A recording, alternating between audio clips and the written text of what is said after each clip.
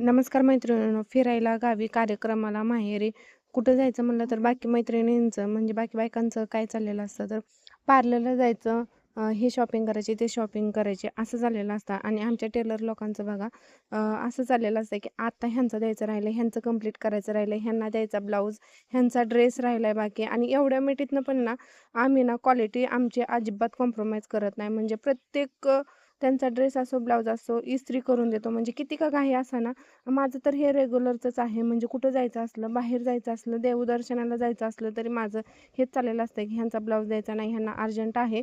मला असं वाटतं नाही का आपल्यामुळं कुणाचा खोळंबा नको, म्हणून जास्तीत जास्त वेळ माझा ह्या गोष्टींमध्येच जातो. बाकी मला आवरायला अजिबात वेळ मिळत नाही. म्हणजे पार्लरला ह्याला जायचं ते तर गोष्टी लांबच राहतात. पण प्रत्येकीचा ब्लाऊज मला असं वाटतं की व्यवस्थित गेलाच पाहिजे. आपल्याला घाई आहे तर इस्त्रीमध्ये किंवा कुठल्या क्वालिटीमध्ये कॉम्प्रोमाइज केलं नाही पाहिजे.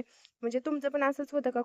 कोणाकोणाचं असंच होतं की कुठं जायचं असलं की हे ब्लाऊज द्यायची घाई मागे असते आणि त्यामध्ये स्वतःचीच तयारी राहून जाते. तर व्हिडिओ आवडल्यास लाईक शेअर नक्की करा. चलो बाय.